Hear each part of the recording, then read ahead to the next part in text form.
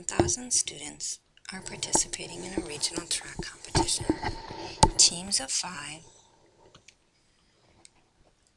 are assigned in equal amounts to 4 different gyms. Each team also has 2 coaches.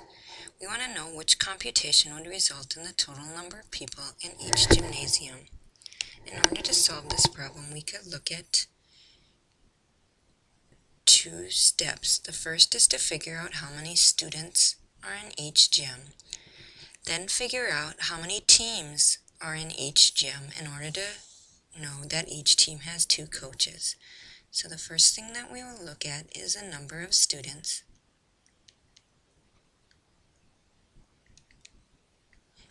In each gym. And then we're going to add that to the number of coaches, knowing that there's 2 coaches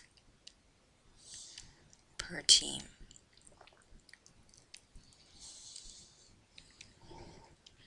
If we look at the number of students in each gym, since there are 1,000 students and we want to put them in 4 different gymnasiums, then the number of students in each gym would be given by 1,000 divided by 4. And 1,000 divided by 4 tells us that there's 250 students in each gym. In order to figure out the number of coaches, we need to figure out first the number of teams. Since there are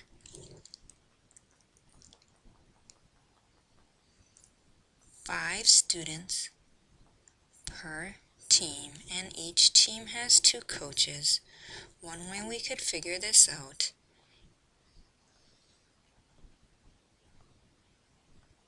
is by taking 250,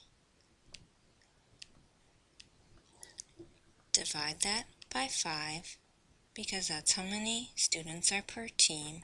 That would give us the number of teams, or 50 teams, and since each one of those teams has 2 coaches, we could multiply that result by 2. Well, since we know that 250 is also represented by 1,000 divided by 4, another representation for the number of coaches would be 2 times 1,000 divided by 4, because that gives us 250. Finally, we're going to divide that again by 5.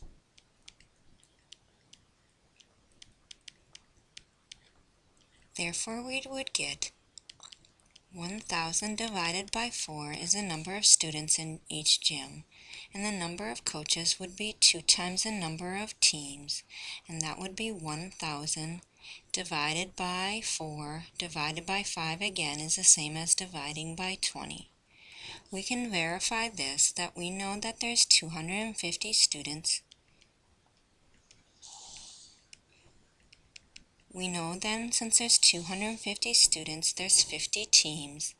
Therefore, if I took 1,000 divided by 20, I indeed get 50, and 2 times 50 gives us 100 coaches. Therefore, we can see that C must be our answer. Another way we could do this is to first do the computation, and knowing that the answer is 350 total students, we could do each one of the computations to figure out if they equal 350. For example, in the first one, we have 1,000 divided by 20, or 4 times 5, which would give us 50 plus 2 more, which would only give us 52, not giving us the correct answer. In part B, we would see 1,000 divided by 5 is 200, plus 1,000 divided by 4 is 250, plus 100 well exceeds our 350. If we looked at D, we would see we have 1,000 divided by 20, plus 100, which is not the correct answer either.